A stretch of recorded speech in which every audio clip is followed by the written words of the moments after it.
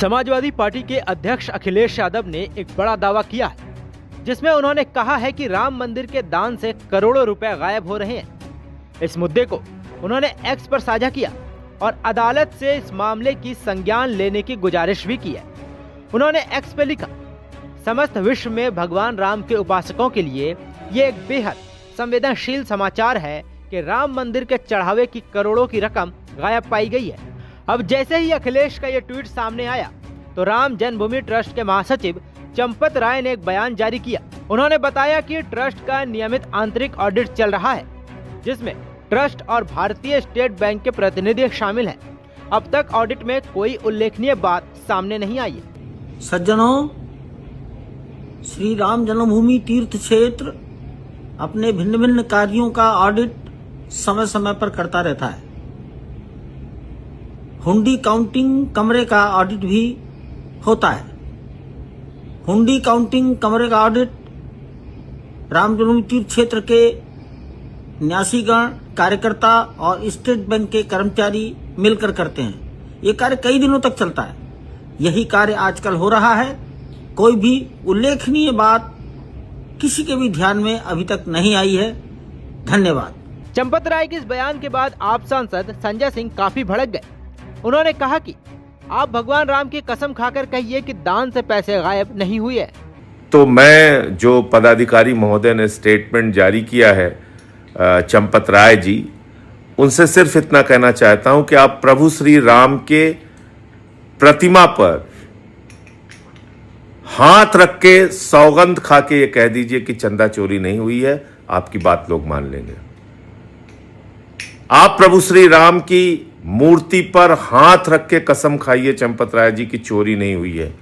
अगर आप सच्चे हिंदू हैं, आप इस चीज को करके दिखाइए, वरना बताइए किन किन लोगों ने चंदा चोरी की है और उनके खिलाफ कार्रवाई करवाइए।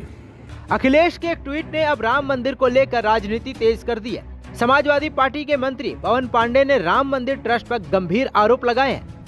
उन्होंने कहा कि कई दिनों से ये चर्चा चल रही है, मंदिर के दान पात्र से करोड़ों रुपए की राशि गायब हुई है। पवन पांडे ने इसे सिर्फ चोरी नहीं बल्कि डकैती बताया और कहा कि ये मामला बेहद गंभीर है। उन्होंने आरोप लगाया कि राम मंदिर निर्माण शुरू होने के समय से ही विभिन्न प्रकार के घोटाले की बात सामने आती रही है। उनका कहना है कि उन्होंने पहले भी जमीन खरीद समेत कई मामलों पर सवाल उठाए थे। पवन पांडे ने कहा कि भगवान राम के करोड़ों श्रद्धालु की आस्था इस मंदिर से जुड़ी हुई है, इसलिए दान राशि को लेकर उठे सवालों का जवाब मिलना जरूरी है। सपा नेता ने यह भी कहा कि इतने गंभीर आरोपों के बावजूद अभी तक राम मंदिर ट्रस्ट की ओर से कोई आधिकारिक और स्पष्ट प्रतिक्रिया सामने नहीं आई है। उन्होंने मामले की निष्पक्ष जांच कराने और पूरी सच्चाई जनता के सामने लाने की मांग की है। वहीं जब इस मामले में यूपी बीजेपी के प्रदेश अध्यक्ष पंकज चौधरी से पत्रकारों ने सवाल किया तो वो इस पर नाराज दिखे। उन्होंने कहा कि यह ट्रस्ट का विषय है। अखिलेश यादव ने आज कहा है कि जो चढ़ावे की राशि है 7 करोड़ मंदिर से गायब हो गई है। सरकार इस पर चुप्पी साधे हुए है।